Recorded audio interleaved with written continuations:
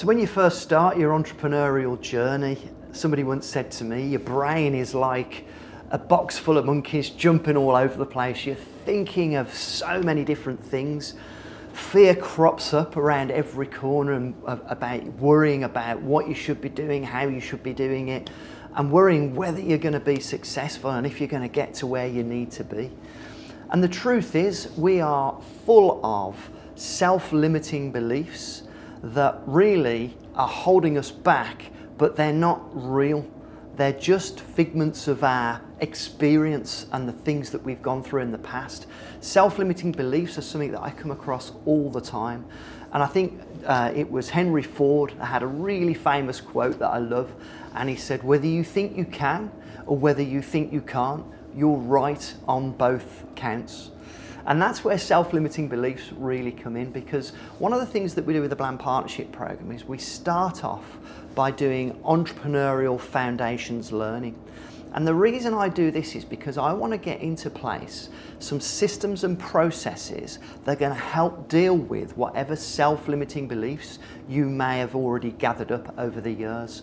Because some people come to the Blam Partnership Program and they say, oh, I can't sell, I haven't got the gift of the gab, and I'm going to really struggle to make sales. That is a self-limiting belief. Because what I know from past experience and having trained over 300 entrepreneurs over the last 15 years is that anybody can be taught to sell. It's the self-limiting belief of thinking that you can't that is the most important thing of getting past. And we've got lots of mindset tools that we can use to help get people past that scenario. But the self-limiting beliefs that people are faced with come in all different shapes and sizes, because really that box of monkeys that's jumping around inside your head is just the accumulation of all life's experiences that you've had. But what's the weird thing about our brain is that sometimes we'll have a life experience that is an isolated case, and that will inform our thinking for what we think about a particular thing for the rest of the time.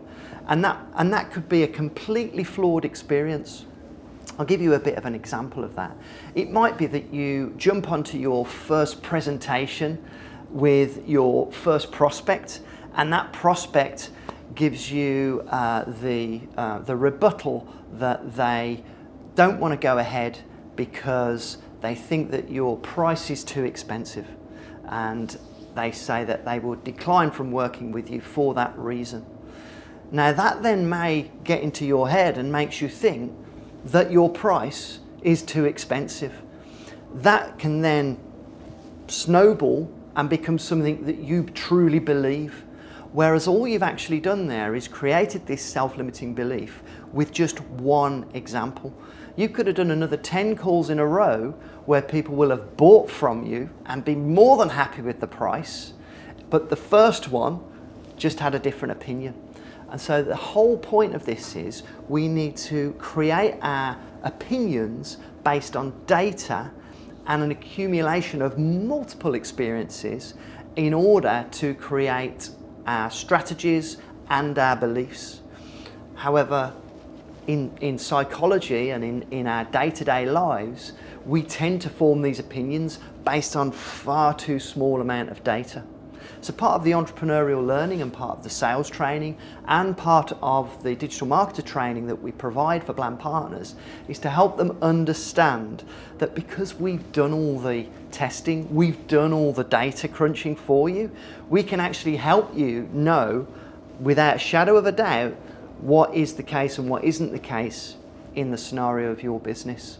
And that can help to erode those self-limiting beliefs that you may bring with you, and we can give you the evidence to prove that that's the case.